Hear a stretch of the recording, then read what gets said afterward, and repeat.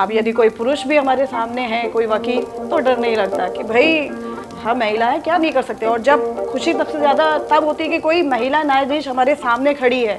नमस्कार दोस्तों, मैं मानविंदर रावत और मेरे साथ हैं एक बहुत ही जानी मानी सुप्रसिद्ध एडवोकेट पूनम शैलार पाटिल जी।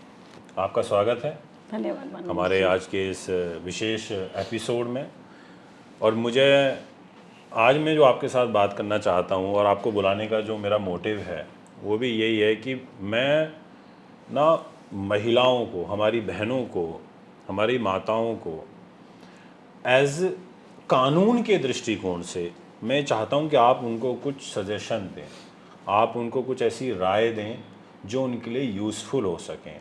अब राय किस वे में हो सकती है?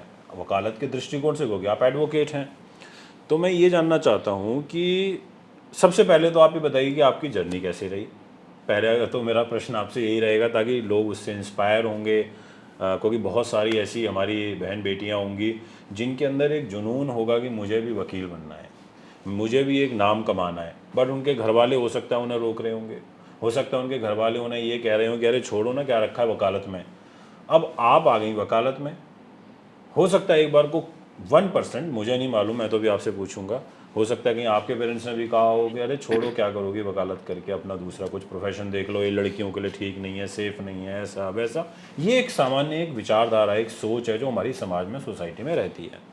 तो आप पहले तो ये बताइए कि आपने ये प्रोफेशन क्यों चुना? पहले तो धन्यवाद करना चाहूँगी मेरे दर्शकों का जी और आपका कि आपने मुझे इतने बड़े मंच पे बुलाया और बहुत बोलने का मौका दिया। जी जी जी। मैं ये कहना चाहूँगी जो मेरी जर्नी है वो भी आम महिलाओं की तरह थोड़ी उथल पुथलती रही। अच्छा। क्योंकि समाज में मानसिकता क्या होती है परमिंदर जी, कि जो औरत है उसकी परिसीमा केवल एक घर तक रहे।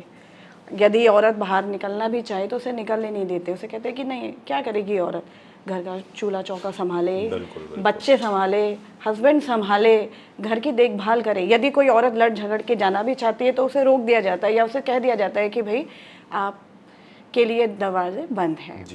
तो उसके पीछे मैं अपने माता पिता का बहुत बड़ा योगदान देना चाहूँगी कि उन्होंने मुझे चार दीवारी में ना रख के मेरे को पंख दिए कि मैं उड़ूं आकाश में। बहुत अच्छी बात है और ये देखिए बहुत अच्छा मैसेज है सभी के लिए कि मैं सभी माता पिताओं से हाथ जोड़ के आग्रह करूंगा कि आप भी अपने बच्चे को प्रोत्साहित करिए आगे बढ़ने के लिए। मेरे माता पिता, स्पेशली मेरे फादर, जब उन्हें किसी कारणवश किसी कोर्ट के कार्य में जाना पड़ा तो उन्होंने देखा कि एक महिला न्यायाधीश वहाँ बैठी है और उनको बड़ा अच्छा लगा देखकर।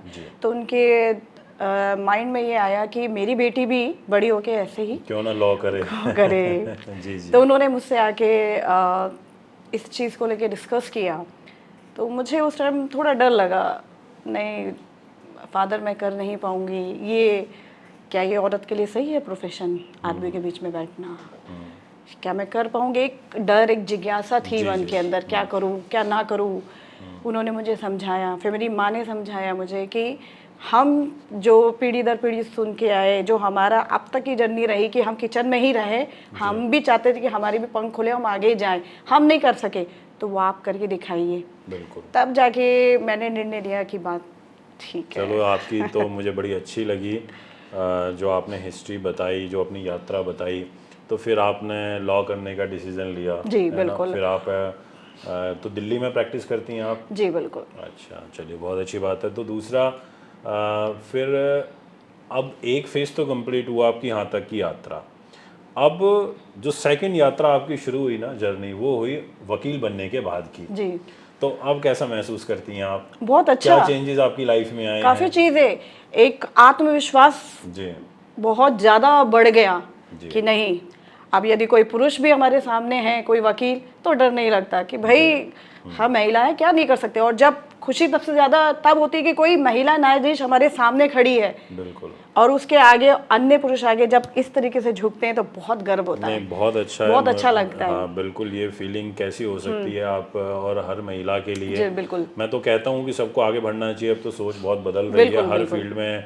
आप देखिए हमारे देश की जो महामहिम राष्ट्रपति, वो भी महिला सशक्तिकरण का एक बहुत बड़ा उदाहरण है, बिल्कुल बिल्कुल वुमेन एम्पावरमेंट का। बिल्कुल। तो मैं आपसे एक चीज़ और पूछना चाहूँगा कि जैसे पता है क्या है, आज भी हमारे रूरल एरियाज़ में, गांव देहात में जी महिलाओं को बहुत जकड़ के रखा जाता जी है। उस पॉइंट ऑफ व्यू से दूसरा मैं ये जानना चाहूँगा आपसे कि कोई किसी महिला के साथ कोई इंसिडेंट, दुर्घटना घटित हो गई, वो पुलिस के पास गई, पुलिस ज़्यादा उसकी नहीं सुन रही है, वैसे तो वुमेन डेस्क अब बना दिए हैं सब थानों के अंदर, तो वो और क्या क्या कर सकती है, क्या क्या उसके पास ऑप्शंस खुले हुए हैं ताकि उसको जस्टिस मिले कोर्ट जाने से पहले, यानी कि कोर्ट पहुंचने से पहले पहले वो और क्या क्या कर सकती है? मतलब उसको पहले डायरेक्ट वुमेन सेल में जाना चाहिए या कहीं कोई सीएम के पास, या उसको सबसे पहले पुलिस के पास, या पुलिस के पास ना जाके पहले कौन सी ऐसी लेयर्स हैं जिनका वो इस्तेमाल स्टेप बाय स्टेप करे ताकि उसके पास ऑप्शंस भी बचे रहें और वो अपने लक्ष्य को भी प्राप्त कर पाए? देखिए, सबसे पहले मैं ये कहना चाहूँगी कि अधिकांश महिलाएं जो होती हैं वो थोड़ी लज्जित हो जाती जी, हैं शाय महसूस करती हैं, कि शर्म हमें आती जाना है चाहिए। कुछ कि ऐसी हाँ, परिस्थितियां हो जाती हैं मनविंदर जी कि औरत बाहर सोचते कि यदि मैं गई तो शायद बदनामी हो सकती बदनामी है हो सकती उसकी, उसके परिवार की, या उसे फैमिली वाले एक्सेप्ट करें ना करें। तो एक औरत को मुझे लगता है कि ये सब छोड़ देना चाहिए। समाज बहुत परिवर्तित हो रहा है और धीरे धीरे बहुत आगे बढ़ चुका है, हम देख रहे हैं जैसे कि। तो यदि आप पहले आप कंप्लेंट फाइल कर रहा है, यदि कंप्लेंट नहीं पुलिस वाला ले रहा तो आप किसी मजिस्ट्रेट के पास जाके भी अपनी कंप्लेंट फाइल करवा सकते अच्छा, हैं। डायरेक्ट ऑप्शन होता है कि मजिस्ट्रेट के पास जा हाँ सकते बिल्कुल हैं बिल्कुल अगर पुलिस नहीं सुन रही है तो। बिल्कुल और कौन कौन से राइट होते हैं, जैसे महिला आयोग वगैरह, जी, महिला वुमेन आयोग सेल, में ये भी सब जाके आप जैसे? अपनी कंप्लेंट फाइल कर सकते हैं। अच्छा। बहुत सी ऐसी, बहुत जिस जो परिस्थिति है उसी के हिसाब से महिलाएं स्टेप ले सकती हैं। चलिए, मतलब बेसिकली हमारे पास ऑप्शंस हैं, जी हम डायरेक्ट कोर्ट में जा सकते हैं। बिल्कुल। जी जी। बहुत अच्छा लगा आपसे चर्चा करके और आपका अनुभव सुन के, और निश्चित तौर पर जितने हमारे व्यूवर्स हैं, मैं ये चाहूँगा कि आप इस वीडियो को इस रूप में देखें कि आप ऐसे ना सोचें, आप ऐसे देखें कि एक महिला भी बहुत कुछ कर सकती है। बिल्कुल आपकी जर्नी ये कहीं ना कहीं दिखाती है, और पेरेंट्स की फ्रीडम, उनका फ्री हैंड देना भी बहुत ज़रूरी है। बहुत वो जो आज की डेट में वो सोच, जैसे आज भी देखो यूपी में, राजस्थान में, आज भी कहीं ना कहीं एक सोच का, विचारधारा का बहुत बड़ा फेरबदल आ गया है। शहरों में फिर भी ठीक है।